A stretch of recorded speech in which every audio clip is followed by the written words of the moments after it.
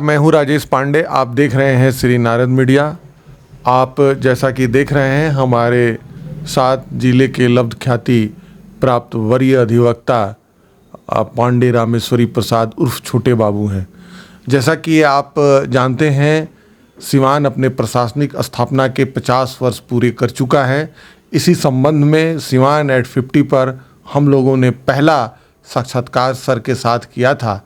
आज सर के साथ उस साक्षात्कार का द्वितीय भाग हम करेंगे और इसमें हम ये जानेंगे कि सिवान ने अपनी विकास यात्रा कैसे की है। सर, ये जो लोकतंत्र है, प्रजातंत्र है, गणतंत्र है, इसमें एक चीज़ ज़रूर कॉमन है, तंत्र।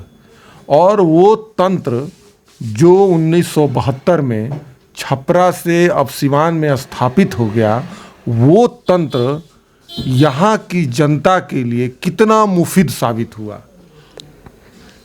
देखिए, जहाँ तक तंत्र का प्रश्न है, मेरा अपना मानना है कि छपरा से अलग होने के बाद, सारण जिला से अलग होने के बाद बिहार का विकास हो न हो, सिवान का विकास अवश्य हुआ है। इसमें योगदान कोई सरकारी ज़्यादा नहीं रहा है। इसके विकास में सांस्कृतिक जो मंडल हैं, संबद्ध जो संस्थाएं हैं, उनका विशेष दान सहयोग रहा है।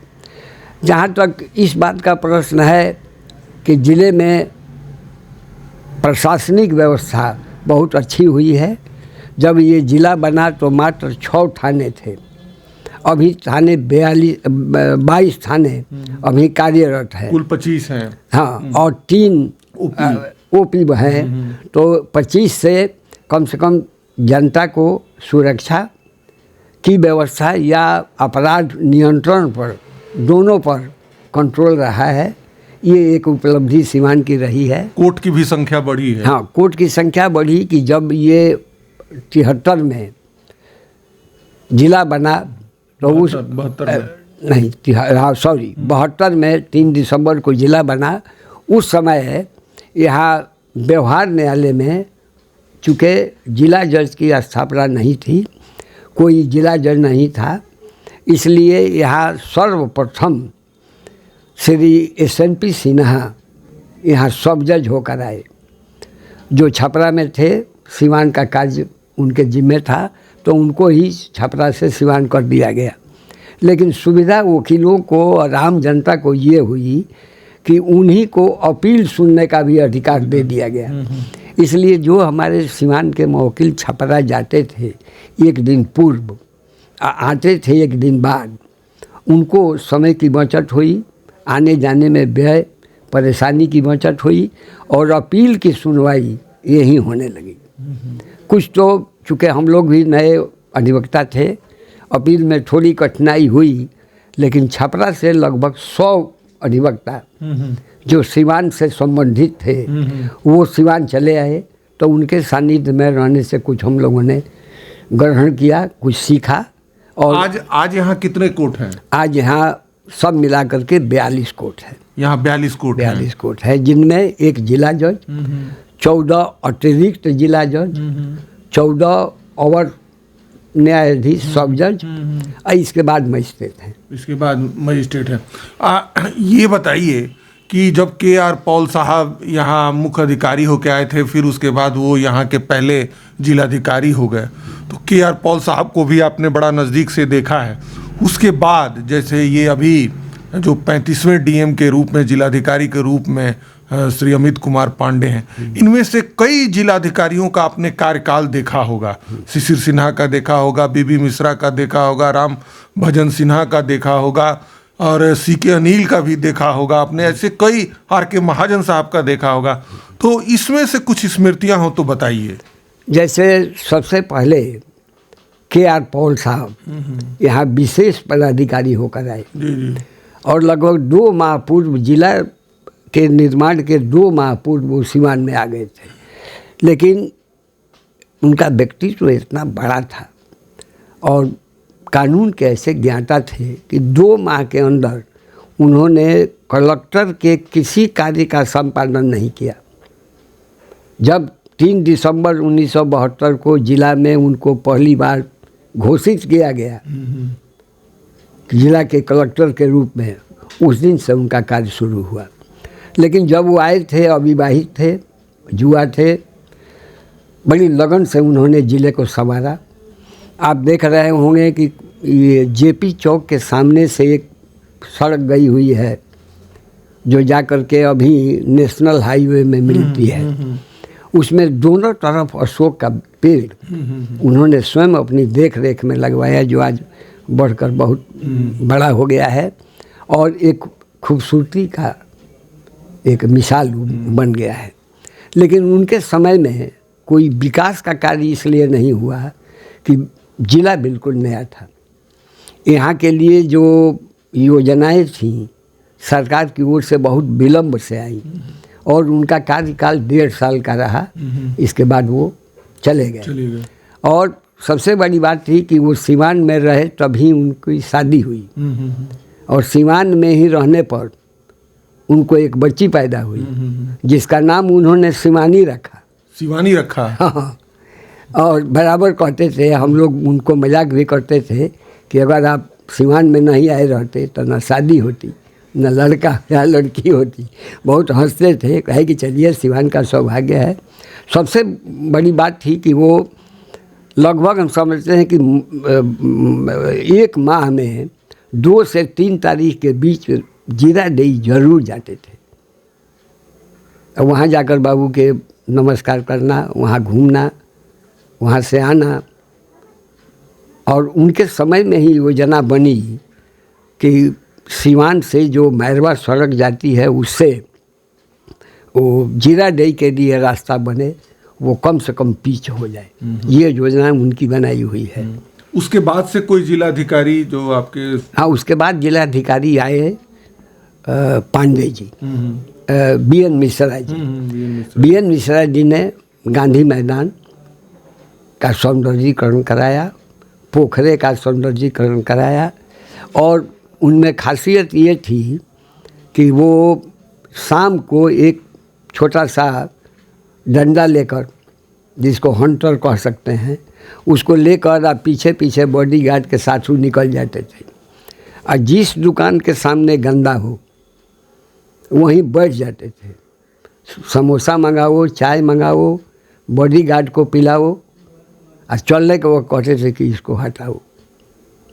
तो उनके समय में शहर बड़ा साफ था और लोग समझते थे कि शाम को आ जाएंगे तो अभी 20 रुपया खर्चा इन पर कौन करे। तो पहले ही सफाई करके लोग रखता था और आते थे, देखते हुए निकल जाते थे। लेकिन आज जैसे पदाधिकारी लोग बंद काले रंग के शीशे में जाते हैं, पर्दा लगा के जाते हैं, उस तरह नहीं, कुछ नहीं। शिशिर सिन्हा तो उनसे भी अधिक निकल गए। शिशिर सिन्हा के बारे में ये कहा जाता है कि वो सीवान में सबसे ज्यादा 6 बरस 89 में आए और 95 में गए। उनके इतना कोई नहीं रहा और शिशिर सिन्हा भी। लेकिन सर उससे पहले एक राम भजन सिंह नाम के डीएम आए थे जो कहा जाता है कि मेहदार मंदिर के सौंदर्यीकरण में बड़ा उनके समय में मेहदार मंदिर का जो वैभव है, जो प्रतिष्ठा है, वो एक बार वो गए वहाँ घूमने तो वहाँ कुछ गंदगी देखा, सफाई नहीं देखा। तो उन्होंने आकर के एक एसके झा जी मार्केटिंग अफसर थे सीवान, उनसे उन्होंने वार्ता की और कुछ प्रेस के लोगों को बुलाया और बैठ करके उस पर एक योजना बनी और उसका सारा भार एसके झा जी को दे दिया गया। और जितना विकास आप वहाँ देख रहे हैं, सारा विकास एसके झा की देख रेख में हुआ। हम लोग तो महीने में कभी 1-2 बार गए नहीं गए, लेकिन उनका ये था कि शनिचर और रविवार 2 दिन वहीं उनका पड़ाव रहता था। डीएम साहब का ना, एसके झा जी का। और हफ्ते में करीब करीब 1 बार राम भजन सिंह जी डीएम साहब चले जाते थे। 1 घंटा गए, घूम के चले आए। और लेकिन शिशिर सिन्हा ने उसको मेंटेन कराया। शिशिर सिन्हा, हाँ, मेंटेन कराया। सुहागरा मंदिर जहाँ विश्व का सबसे बड़ा शिवलिंग है, एशिया में तो है ही है, उसको भी 1 आध बार हम लोगों ने उनको याद दिलाया, एक आध बार अखबारों में भी लिखा, तो उस पर भी उनका ध्यान था। तो मेहंदाल को जो बना बनाया था उसको उन्होंने मेंटेन कर दिया, और सोहागरा में विकास के लिए उन्होंने बहुत कार्य किया। सोहागरा मंदिर के रंगाई पटाई, फिर उसका मरम्मत, माने जीर्णोद्धार जिसको कहा जाता है, वो उन्होंने कराया। तो ऐसे ये 4-5 जो डीएम हैं ये आपकी स्मृतियों में हैं और इन्होंने काम किया है, काम किया है। उसमें से एक कार्यकाल बड़ा छोटा था लेकिन बड़ा इंटरेस्टिंग था, सीके अनिल का। उनके बारे में कुछ बताइए। अब सीके अनिल जी हमारे साथ बहुत अच्छे संबंध थे, और एक बार वो मैरवा, सीवान से मैरवा साइकिल दौड़ के लिए उन्होंने आयोजन किया। उसमें मैं साइकिल से अपने वहाँ गया, इतना प्रसन्न हुए, कहे जी आपको तो हम कहे नहीं थे। हमको जी आप कहे नहीं थे, लेकिन ये तो जिले की योजना है तो हम इसमें भाग कहीं नहीं लेंगे। बड़ा खुश हुए। लेकिन उनमें एक था कि जो पीड़ित दलित जनता थी उसका कार्य वो इतना बढ़िया करते थे। जैसे कोई उनके यहाँ कंप्लेंट आया, कोई विरोध पत्र आया या कोई याचना मांग की गई, तो उसको सीओ के यहाँ भेज देते थे और लिखते थे कि 3 दिन में प्रतिवेदन दो। लेकिन उनके बारे में ये भी कहा जाता है, जैसा कि मैंने पढ़ा है, कि वो कभी ऑफिस में नहीं बैठते थे, वो हमेशा घूमते रहते थे। 2 ठो गाड़ी लेके हमेशा वो घूमते रहते थे। और उनका यही मानना था कि सीवान 2 भाग में बट गया है, एक माले के साथ है और एक उस समय के एमपी के साथ है, तो ये खौफ को ख़त्म करना है। खौफ खत्म कर दिया था, आधा खौफ खत्म कर दिया था। और चूँकि माले के लोग कुछ प्रसिद्ध व्यक्तियों को, कुछ धनी व्यक्तियों को टारगेट किया था, इसलिए वो चौकन्ना थे।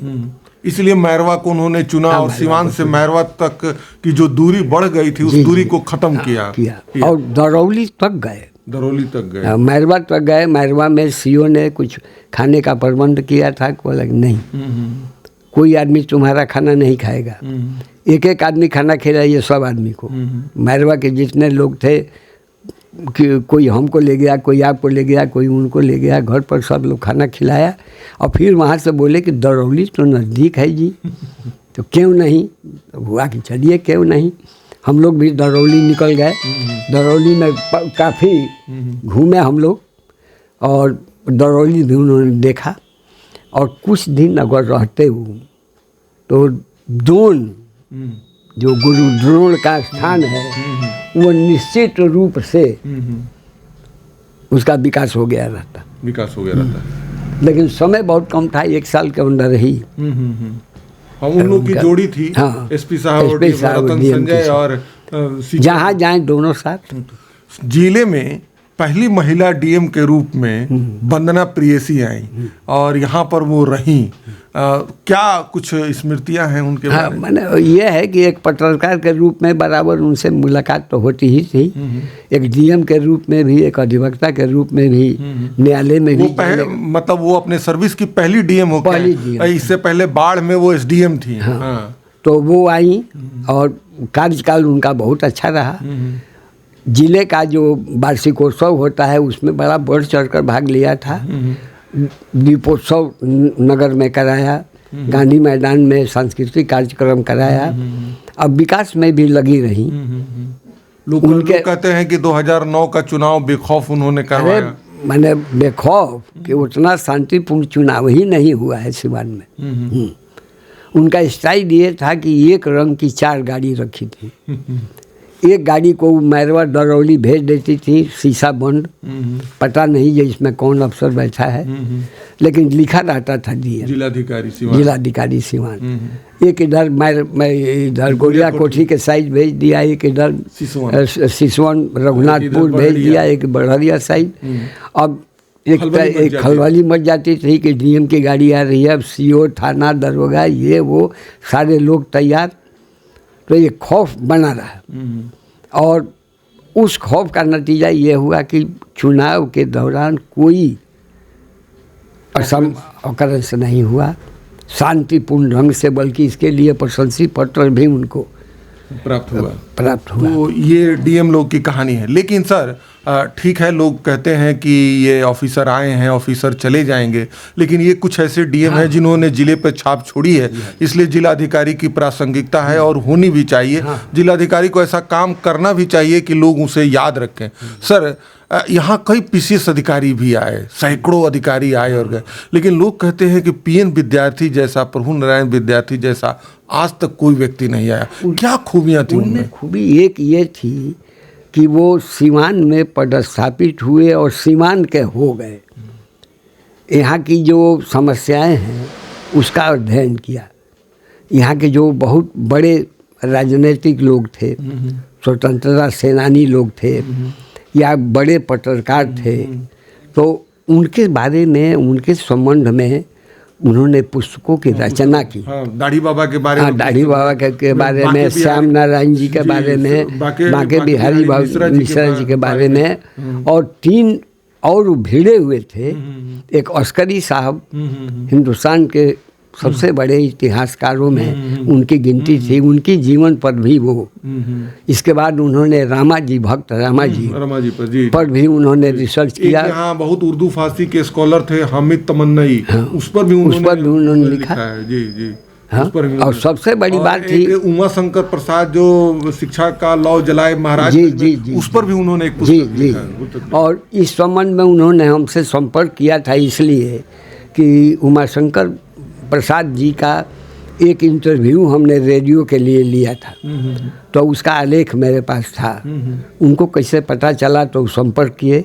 मैंने जिसके संबंध में वो लिखते थे उसके संबंध में पूर्ण जानकारी वो चाहते थे, और पूर्ण जानकारी के बाद ही उन्होंने उमाशंकर जी पर वो पुस्तक लिखी।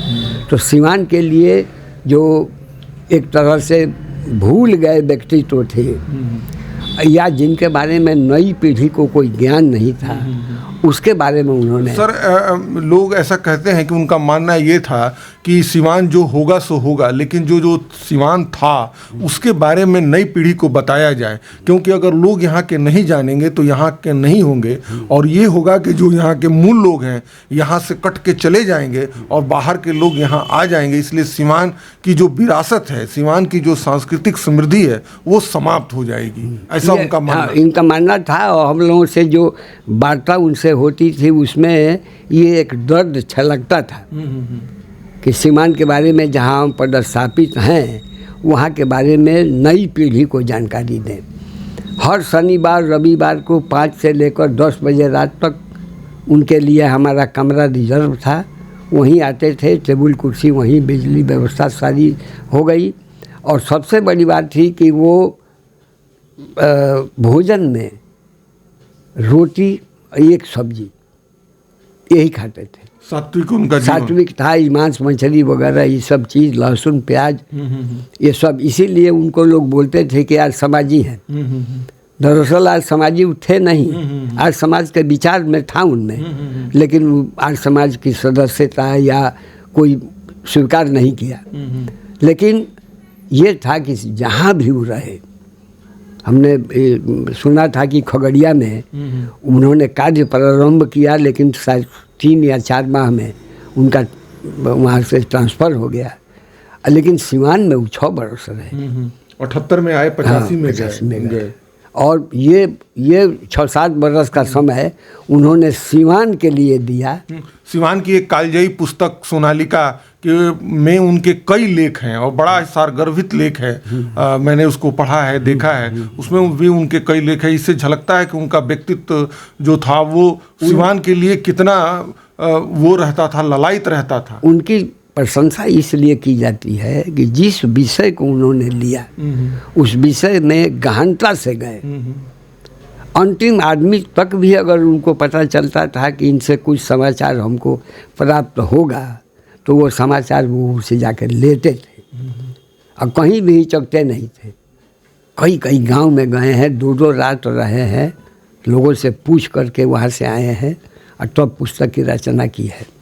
सर, अंतिम प्रश्न है, यहाँ जो सांस्कृतिक गतिविधियाँ हुआ करती थी आप लोगों के दौर में, यानी जिले बनने से पहले और 2000 तक, सन 2000 तक हुआ करती थी, इसमें एक डिस्ट्रिक्ट कल्चर एसोसिएशन करके, DCA करके एक संस्था बनाई गई थी। वो क्या था सर, और वो क्या काम करता था? जैसे यहाँ कई तरह के लोग थे, संगीतकार थे, गायक थे, नर्तक थे, नाटककार थे, तो ये कई खंडों में बंटे हुए थे।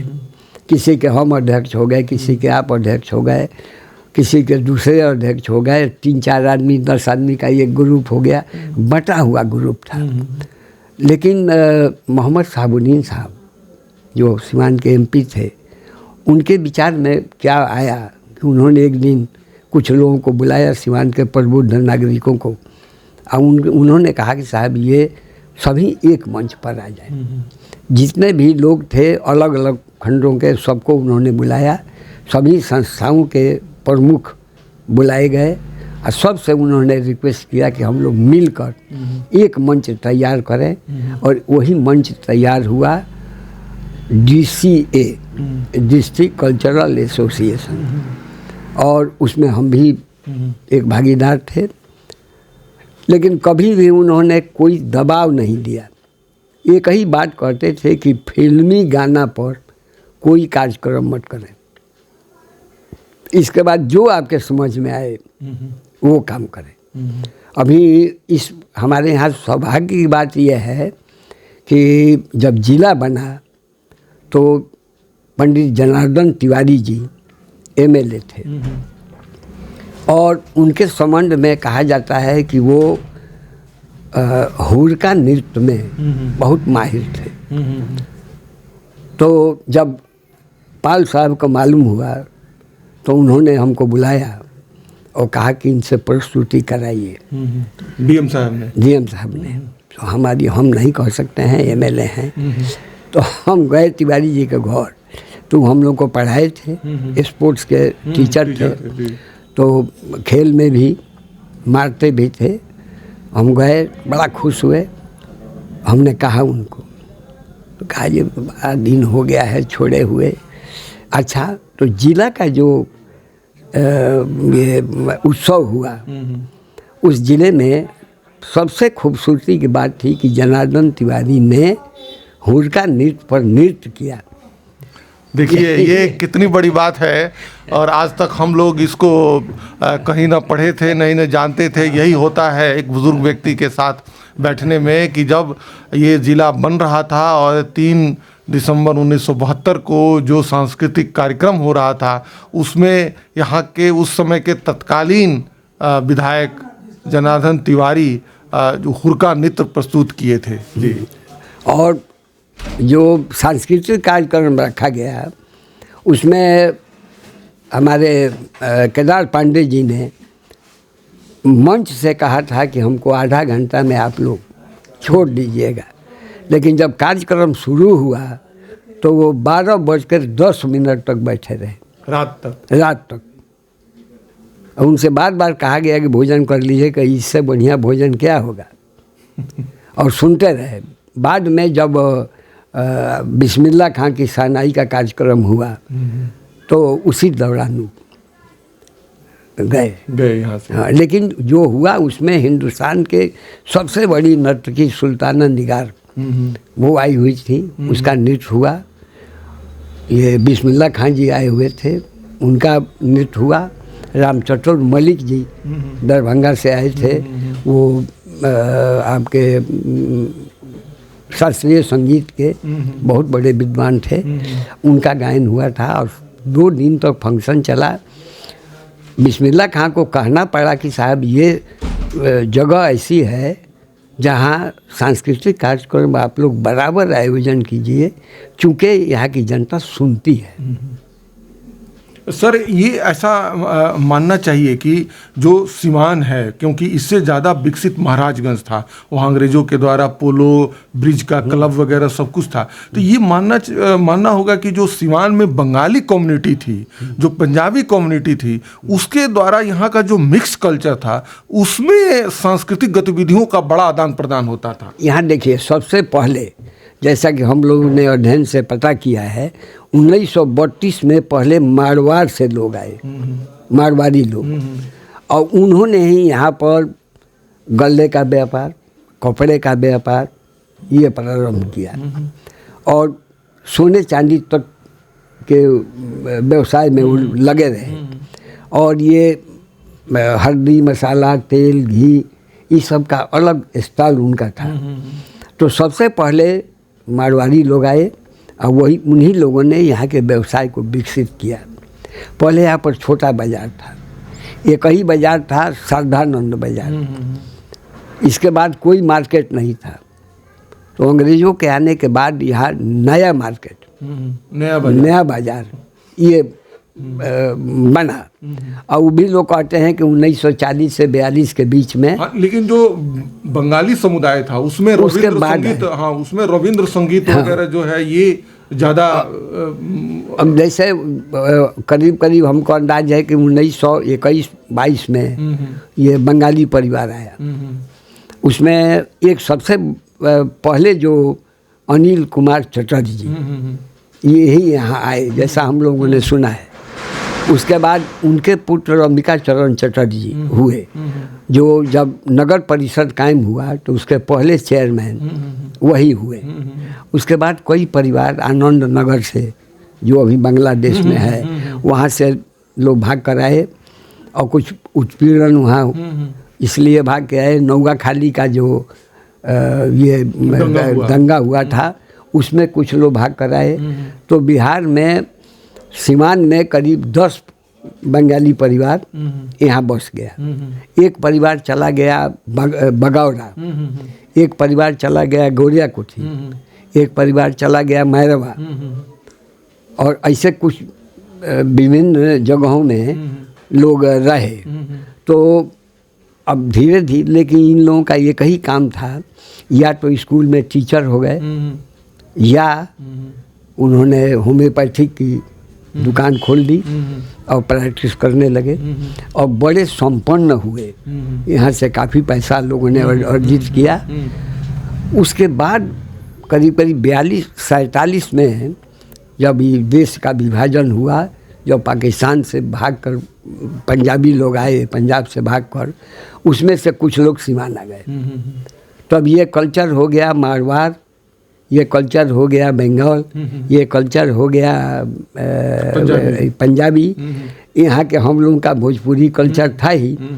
और मात्र 3 ही परिवार था यहाँ अंग्रेज का, एसपी मैथ्यू साहब, एक बर्नर साहब, और ये का नाम हम भूल रहे हैं। 3 परिवार यहाँ था। उसमें से एक परिवार मैरवा चला गया, वो लालू अल्बर्ट करके थे, उनका वो चले गए। बाकी कोई क्रिश्चियन यहाँ दूसरा कोई था नहीं जी। और इस तरह से ये जगह ये कल्चर माने ये कहा जाए कि सब मिला करके ये कल्चर हुआ। लेकिन सबसे बड़ी बात थी कि सीवान की जनता ने न किसी पंजाबी को, न किसी मारवाड़ी को, न किसी बंगाली को, न किसी क्रिश्चियन को कभी तंग नहीं किया। इतनी भाईचारा और आपसी सौहार्द रहा बीच में। उसका एक तो कारण जरूर ये है कि वो जो कल्चरल एक्टिविटी का जो आदान प्रदान होता था उसकी वजह से ये चीज़ था। हाँ। ये चीज़ था। सर यहाँ पर एक एमेचर थिएटर करके एक था, हरी सभा एमेचर थिएटर, जो बंगालियों लोगों का, ये भी यहाँ के सांस्कृतिक गतिविधियों, जो बंगाली यहाँ आए उन लोगों ने यहाँ एक हरी सभा नाम की संस्था का निर्माण किया, जो आपके अभी जिला परिषद के पीछे है। हाँ। और उसमें एक पड्डू बाबू थे बंगाली, उन्होंने अपनी जमीन दान में दी। उसी ने एक मंदिर बना, और दुर्गा पूजा के अवसर पर। लेकिन सबसे बड़ी बात थी कि दुर्गा पूजा में हर वर्ष 4 दिन ड्रामा होता था। उस ड्रामा में बंगाली के अलावा सिवान के लोग भी शामिल होते थे, नाटक खेलते थे। और सबसे बड़ी बात थी कि जो यहाँ पर नाटक चलता था उसमें 37 बरस तक एक मुसलमान ने सीता की भूमिका की। वाह वाह वाह, ये तो बहुत बड़ी बात है। मैंने ये शमशाद अली खां याकूबी, ये जो है सीता की, हमारे समय में भी उन्होंने सीता का रोल किया और कहा जाता था कि 1940 से लगातार वो सीता का रोल किया उन्होंने। और चूँकि 1954 से लेकर 2002 तक हर 15 अगस्त और हर 26 जनवरी को होने वाले सांस्कृतिक कार्यक्रम का मैं ही संयोजक रहा, इसलिए हमारे साथ उनका लगाव बड़ा अच्छा रहा। अभी हाल ही में उनकी मृत्यु हुई है, लेकिन ये रिकॉर्ड कायम किया कि मुस्लिम होते हुए भी सीता का रोल करना और रामायण की चौपाई बोलना। सर बस अंतिम प्रश्न, एक आप लोग की समय की व्यक्तित्व जो विदुषी हैं महिला शुभ्रा नंदी जी, वो आज भी हैं। ऐसा माना जा रहा है कि वो 80-82 साल की होंगी और उनके बोल चाल से, चाहे उनके बात करने से ऐसे लगता है कि वो 50 के दशक, 60 के दशक, 70 के दशक में बहुत ही अच्छा यहाँ सांस्कृतिक चीज़ पर, उनके बारे में कुछ बताइए। जहाँ तक एक तो बंगाली कल्चर से वो आती थी, जहाँ पर पारिवारिक ही संगीत का माहौल रहता था, यहाँ भी उनकी रुचि को देखते हुए उन्हें सिवान की जनता ने महत्व दिया और उनकी सेवाएं ली। इसलिए सिवान की सांस्कृतिक जो विरासत है या इसका जो इतिहास है, उसमें शुभ्रा नंदी का बहुत बड़ा रोल है। उनको एक दूत मानना चाहिए। दूत मानना चाहिए। और कोई भी ऐसा फंक्शन नहीं रहा सिवान के किसी स्तर पर जो जिसमें उनकी भागीदारी न हो, और वो सफल भी हुए। जितने भी कार्यक्रम हुए सभी सफल हुए। सबसे बड़ी बात थी कि वो पढ़ी लिखी महिला थी, प्राचार्या थी, इसलिए जहाँ तक विद्वान होने का प्रश्न है वो भी उनके साथ लगा हुआ था। और जहाँ तक सांस्कृतिक कार्यक्रम का है वो भी साथ रही। वो हमारे साथ बराबर लगभग 35-37 साल वो लगातार हमारे साथ रही हैं। और उनका जो योगदान है, हम लोग तो सिर्फ अरेंज जो व्यवस्था करने की बात थी वही करते थे, और जो कार्यक्रम होता था उसका उद्घोषणा हमारे जिम्मे था।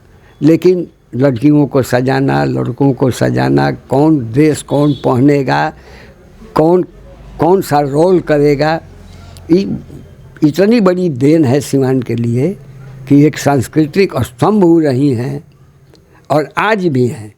आज भी उनको बुलाया जाता है, क्योंकि माहौल आजकल कुछ दूसरा हो गया है, इसलिए वो थोड़ा कट गई हैं। लेकिन भीतर की उनकी जो चिंता है सांस्कृतिक कार्यक्रमों के प्रति, जो उनका लगाव है, वो आज भी वही है जो आज से 35 वर्ष पहले था। सर अब सिवान अपना 50 वर्ष का हो गया है और ये आगे बढ़ता ही जा रहा है। आप यहाँ छोटे बाबू के नाम से हैं, लेकिन मैं समझता हूँ कि आपसे बड़ा यहाँ कोई नहीं है। आपसे, आपका नाम भले ही छोटे है लेकिन आपसे कोई बड़ा नहीं है। आप ये बताइए कि अब आने वाले जब आप शतायु होंगे तो आप अपने जीवन में सिवान के लिए क्या दे रहे हैं और क्या कर रहे हैं? देखिए, सिवान को देने के लिए तो मेरे पास क्षमता नहीं है, क्योंकि जो भी क्षमता रही 5 पुस्तकें का रचना कर मैंने कुछ अपना योगदान कर दिया। 42 बरस तक पत्रकार रहा, एक भी समाचार का खंडन नहीं हुआ। ये हमारे चरित्र का एक नमूना है। और अपने पेशे में भी मैं अच्छी जगह हूँ, हमारा सम्मान भी है। लेकिन सिवान के लिए चिंता जरूर रहती है।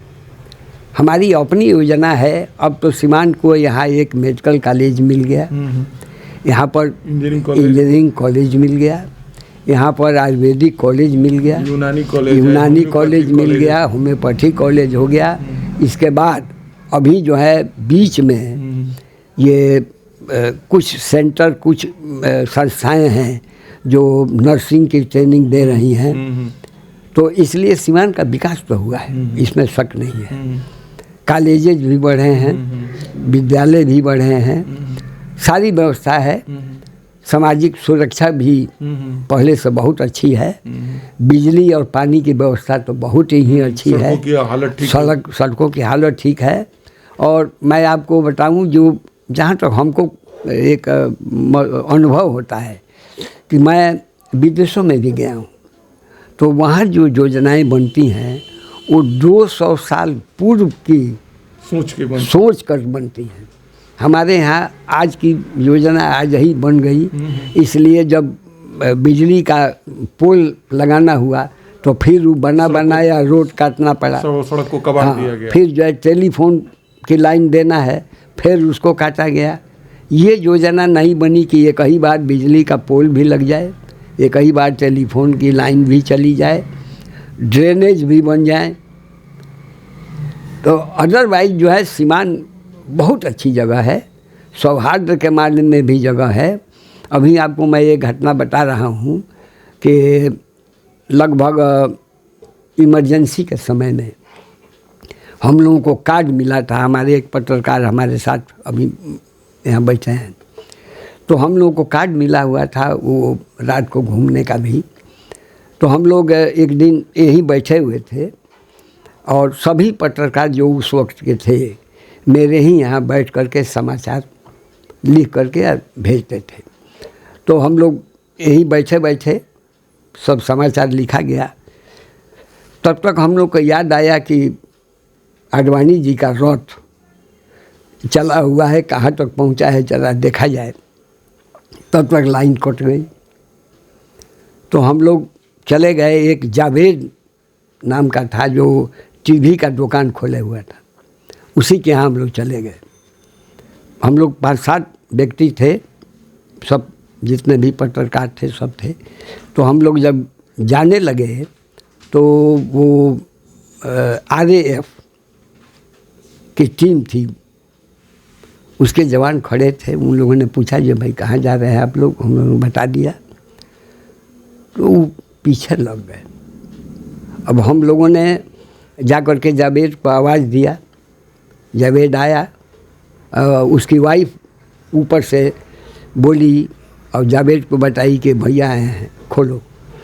तो दुकान खोला, दुकान खोल के टीवी लगाया, जनरेटर चला कर लाइन दिया। और उसके बाद जब हम लोग रथ वगैरह देख लिए उनका, तो ऊपर ले गया, हम लोग को चाय पिला के विदा किया। तो RAF का जो कमांडर था वो हमारे पास आया। उसने कहा कि साहब ये आप लोग हिंदू भी हैं इसमें? बोला कि सब लोग हिंदू हैं, एक 2 आदमी थे मोहम्मदन। वो बोला कि साहब इस शहर में जहाँ पर हिंदू के कहने से मुसलमान खोलता है दुकान, जनरेटर चलाकर और टीवी से आपको समाचार दिखाता है, उसके बाद चाय पिलाता है, वहाँ दंगा होगा, कल मैं चला जाऊँगा। और उसने कलेक्टर को लिख के दे दिया कि ये सौहार्द का सबसे बड़ा शहर है, यहाँ दंगा नहीं होगा, हमको बैठा कर क्या कीजिएगा, जहाँ हमारी ज़रूरत है वहाँ हमको जाने दीजिए। कलेक्टर ने कितना हूँ कहा, लेकिन रुका नहीं। तो यही यहाँ की संस्कृति है, यहाँ हमेशा से सौहार्द रहा है। सौहार्द रहा है। और सीवान को जिन लोगों ने बसाया, आपको ताज्जुब होगा कि ऐसी व्यवस्था शायद विदेशों में भी नहीं होगी।